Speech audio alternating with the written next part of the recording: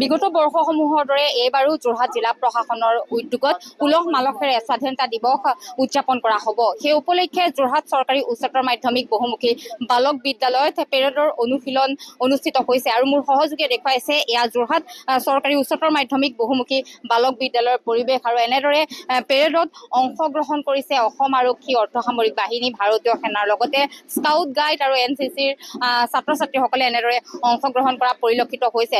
আৰু ইয়াত যিহেতু বৰ্তমান সময়ত উপস্থিত আছে যোৰহাট জিলা আয়ুক্ত আৰু আৰক্ষী অধীক্ষকগৰাকী, তেওঁৰ পৰা কিছু মন্তব্য ল'বলৈ চেষ্টা কৰিম।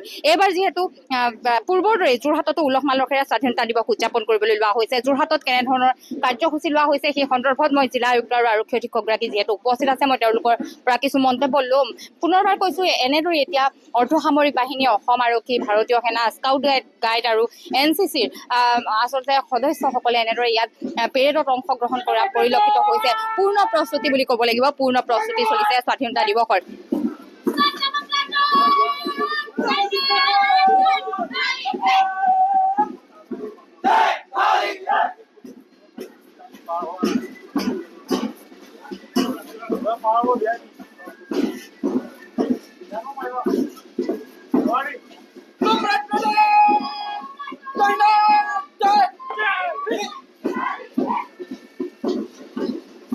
এবাৰ কেনেধৰণে উদযাপন কৰিবলৈ লোৱা হৈছে? আমাৰ সেই যিটো নিয়ম আছে 9টা বজাত ফ্লেগ হোষ্ট হ'ব, তাৰপৰা তেখেতে ৰাইজৰ উদ্দেশ্যে দুআষাৰ ক'ব, তাৰপৰা আমাৰ জৱান আৰু আমাৰ NCCসকলে কুচকাৱাজ প্ৰদৰ্শন কৰিব। তাৰ পৰা আমি এটা কালচাৰেল কাৰ্যসূচী ৰাখিছোঁ ইয়াতে। আমি এইটো হোৱাৰ পিছত আমি এবাৰ যোৰহাট কাৰাগাৰ আছে কাৰিকাৰ বুলি এটা প্ৰগ্ৰাম ৰাখিছে অসম চৰকাৰে, তাত মাননীয় আমাৰ বিবেকে ইনোগ্ৰেশ্যন কৰিব। তাৰ পৰা আপোনালোকক মই অনুৰোধ কৰিম যোৰহাট মিডিল কলেজলৈ আহিবৰ কাৰণে। তাত প্ৰসূতি কেন্দ্ৰত এইবাৰ আমি এটা আধাৰ কেন্দ্ৰ স্থাপন কৰিছোঁ আৰু এটা বাৰ্থ চাৰ্টিফিকেটৰ কেন্দ্ৰ স্থাপন কৰিছোঁ। 15 আগষ্টত আমি ৰাইজলৈ উৎসৰ্গা কৰিম, যাতে আমাৰ যিগৰাকী নৱজাতক তেওঁ যেতিয়া ওলাই যাব 2 দিনৰ মূৰত, তেওঁ বাৰ্থ চাৰ্টিফিকেট এখন আৰু আধাৰ কাৰ্ড লৈ ওলাই যাব পাৰে, লগে লগে কৰিব নালাগে। তাৰপিছত আমি তাত এটা ব্লাড ডনেশ্যন কেম্প 2 দিনীয়াকৈ কৰিম। আমি বাগানৰ চাহ মজুৰ ভাইসকলৰ কাৰণে এনি টাইম 50 বটল আমি তেজ ৰাখিম। তাৰমানে আমি এটা পদক্ষেপ এবাৰ লৈছোঁ। আমি আপোনালোকক অনুৰোধ কৰিছোঁ, আপোনালোকে আমাৰ গোটেইকেইটা কাৰ্যত সহযোগ কৰক। আৰু যোৰহাটবাসী ৰাইজকো মই আহ্বান আৰু অনুৰোধ জনাইছোঁ, ঘৰ ঘৰ তিৰংগা আৰম্ভ হৈছে, সকলো ৰাইজে পবিত্ৰ কামটোত সৰ্বান্তক কৰে আমাক সহযোগিতা কৰক আৰু পাৰ্টিচিপেট কৰক। ধন্যবাদ। আপোনালোকে গম পায় যে আমাৰ যি নৰ্মেল চেকিং চলে সেইটো চলি আছে ইণ্টেনচিভলি, আৰু 2টা আমাৰ পৰেড গ্ৰাউণ্ড আছে, তাতো আমাৰ গাৰ্ড দিয়া হৈছে। 2টা ঠাইত আমাৰ পৰেড প্ৰেক্টিছ এতিয়া চলি আছে। ইয়াত 18টা প্লাটুন আছে। তিতাবৰত চিমিলাৰলি প্লাটুন আমাৰ এইটো কুচকাৱাজ কৰি আছে।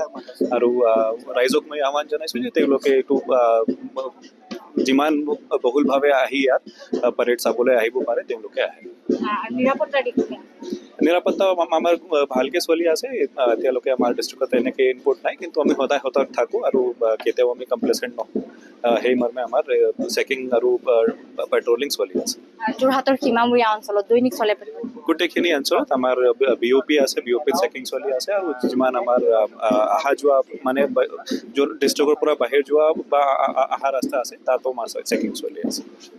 হয়, এয়া আছিল জিলাৰ আৰক্ষী অধীক্ষকগৰাকীয়ে। আৰু তেওঁলোকে ইতিমধ্যে উল্লেখ কৰিলে আৰক্ষী প্ৰশাসনো যথেষ্ট আৰক্ষীৰ লোকসকলো সষ্টম হৈছে, কিয়নো যোৰহাট জিলাৰ পৰা বাহিৰলৈ যোৱা সকলো বাহন আৰু যোৰহাট জিলাত প্ৰৱেশ কৰা সকলো বাহন আচলতে তন্নকৈ তালাচী চলোৱা হৈছে। স্বাধীনতা দিৱসৰ প্ৰাক্ষণত যোৰহাট জিলাতো যাতে কোনো ধৰণৰ কুটাঘাতমূলক কাৰ্যকলাপ কোনেও সংঘটিত কৰিব নোৱাৰে, তাৰ বাবে আচলতে যোৰহাট আৰক্ষীয়ে তীক্ষ্ণ দৃষ্টি ৰাখিছে। যোৰহাট জিলাখনৰ প্ৰতিটো প্ৰান্তত আচলতে তিতাবৰ মৰিয়নিত কালি প্ৰতিটো প্ৰান্তত নিৰাপত্তাৰ ব্যৱস্থাটো কটকটীয়া কৰি গঢ়ি তোলা হৈছে বুলি আৰক্ষী অধীক্ষকগৰাকীয়ে উল্লেখ কৰিছে। আৰু এনেদৰেই আচলতে যোৰহাটতো এইবাৰ পূৰ্বৰ দৰে উলহ মালহেৰে স্বাধীনতা দিৱস উদযাপন কৰা হ'ব। আৰু তাৰে এই অনুশীলন ইয়াত যোৰহাট চৰকাৰী উচ্চতৰ মাধ্যমিক বহুমুখী বালক বিদ্যালয়ত অনুষ্ঠিত হৈছে। আৰু ইয়াত উপস্থিত আছে সি যোৰহাট জিলাৰ আৰক্ষী অধীক্ষকৰ লগতে জিলা আয়ুক্ত আৰু আন শীৰ্ষ বিষয়াসকল।